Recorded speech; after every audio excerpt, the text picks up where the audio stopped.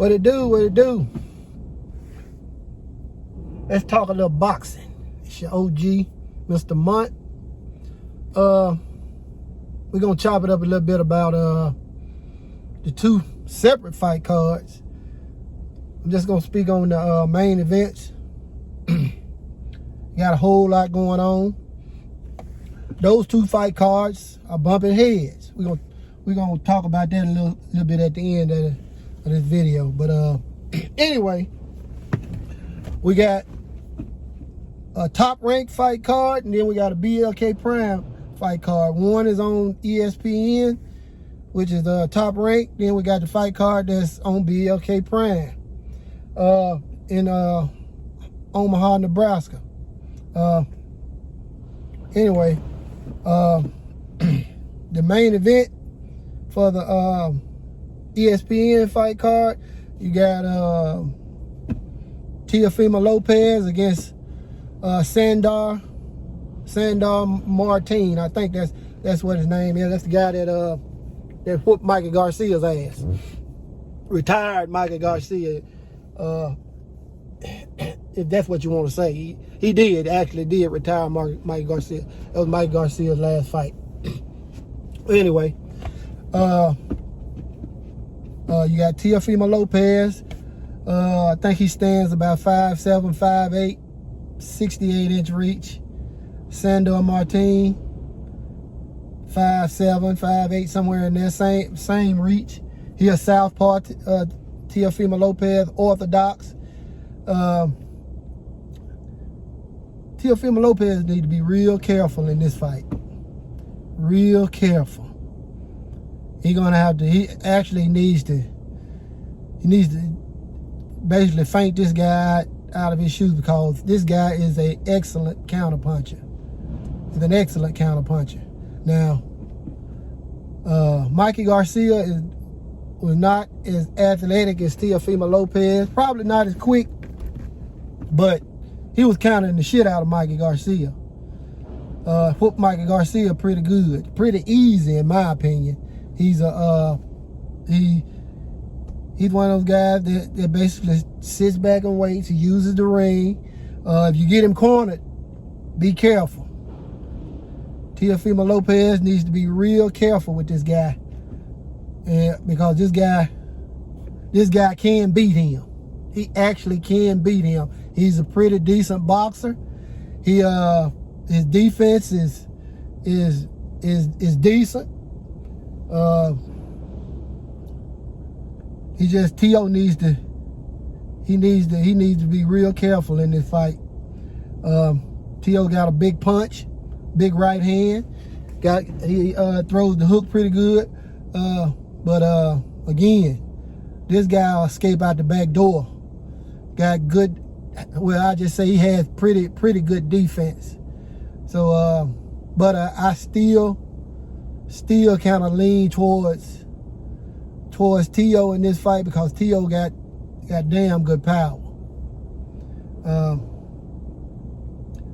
So that's my pick for that fight. I'm gonna go with Teofimo Lopez by split decision. I would say split decision. Another card, the main event, BLK Prime, Terrence Bud Crawford against David Avanesyan. I got a chance to see the press conference, pieces of the press conference, and Bud, he didn't look too enthused, truth be told. He had that look on his face like, man, I wish they hurry up and get this bullshit over with. But then again, that's part of Bud Crawford's personality. He always kind of looked disinterested while he's sitting up there at the press conference. But he looked like he didn't really give a shit about what was going on at that press conference. But they had to weigh in today. They both made weight. Easily. Bud Crawford looked good. Avanesyan, I don't really know much about him as far as his weigh-in and stuff, but he made weight. They both made weight fairly easy. Like 146.6. I think both of them might have been in that range. But as far as how this fight is probably gonna go. David Avanesyan is a switch hitter, just like not like Bud, but he's a switch hitter. He's somewhat aggressive. The problem is he lunges in when he punches. Bud Crawford is gonna feast off of this motherfucker. I'm talking about this guy got like a 68.5-inch reach, and Bud Crawford got a 74-inch reach. They about the same height, I think, but Bud Crawford almost got like almost close to a 6-inch reach on this guy. I think the guy's like 68.5, and Avanesyan is 68.5-inch reach, where Bud is a 74-inch reach. Got an extremely long arm for somebody his height. Bud does. But this guy lunges in when he punches, and all Bud is gonna do is take that half step back that I always talk about. He gonna take that half step back, and he gonna counter this dude's head off. He's gonna counter his head off. But I mean, truth be told, Bud kind of got a dilemma here. Do he go in there and finish this guy off in 2 or 3 rounds, or does he carry the motherfucker? I mean,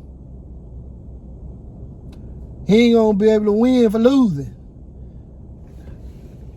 It's just gonna be one of them things where they said this motherfucker ain't had no business in the ring with Bud Crawford if he go out there and bust old boy up, clean him up in the first 2 or 3 rounds. And then if the motherfucker go 8 or 9, 10 rounds with the dude, they gonna be like, Bud, man, you should have got that motherfucker up out of there. So, you know, he kind of bagged himself in a corner with that, fighting this guy. David Avanesyan was knocked out by Green Machine, who Bud knocked out. Green Machine gave Bud a pretty decent fight. Unofficially dropped him one time, but Bud got up and stood up on that motherfucker and knocked his ass out. So Bud should have found somebody better than Avanesyan. But of course I'm going with Bud Crawford by knockout, somewhere between I'll say 5, 6. No more than 8, but you know, I'm gonna say a knockout by 5 or 6, because like I said, this guy is somewhat aggressive. Bud feast off motherfuckers that's aggressive and can't close distance the right way, and then like I said, he lunges in. There's really no technique to his attack, and like I said, he's a switch hitter, but that's not gonna bother Bud. It's not gonna bother Bud. Bud gonna knock Avanesyan's ass out, smooth the fuck out. But let's get to the big question.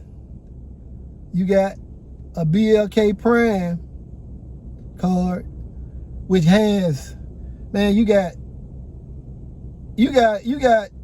2 heavyweights on there. You got one heavyweight that outweighs the guy he fighting by 100 pounds. He looked like a bag of dirty laundry. Just looked terrible. But he outweighs the guy by 100 pounds. Then you got Chris Cyborg, who's only fighting her second boxing match, and she's the co-main event. But that undercard is some BS. But it's going head to head with the ESPN card. They got a bunch of nice youngsters on there. I'm talking about they got it's some top talent on that ESPN card, and they competing. The ring walk for the main event are both scheduled for the same time. So, I mean, I know Bob Arum sitting there grinning, man. Yeah, motherfucker. You want to try to sue me? I got something for your ass. But I just think that this BLK Prime fight, BLK Prime card, it's gonna suffer dearly. It's gonna suffer dearly because of this ESPN card that's going on at the exact same time. And on top of that, nobody really knows who BLK Prime is. And on top of that, the ESPN card is free. BLK Prime, pay-per-view. So, I don't know. I don't know if it's doubtful that BLK Prime card is going to be successful as far as pay-per-view buys. But, you know, that's just part of the game. I do wish Terrence Bud Crawford luck. Wish him success. BLK Prime as well, but I just don't think it was it's gonna be successful, simply because, not just because of it's competing with the ESPN card, but I mean because just don't nobody know who BLK Prime is. And from my understanding, I think Bud got half his money up front, and he needs the pay-per-view to help pay for the rest. Good luck with that, brother.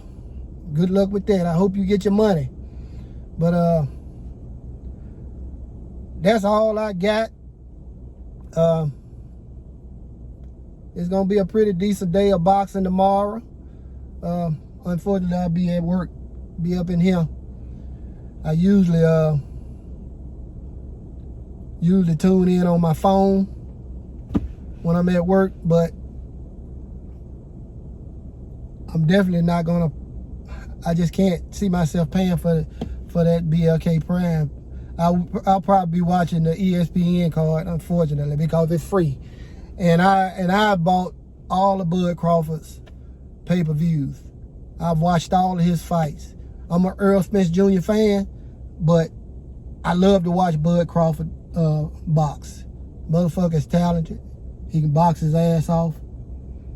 But I can't, I just can't support this one. I just can't do it. But anyway, don't matter. That goes what I said, and I didn't even have to say that. But anyway, shout out to the mighty LDBC, and I'll holler at y'all people later. I'm out.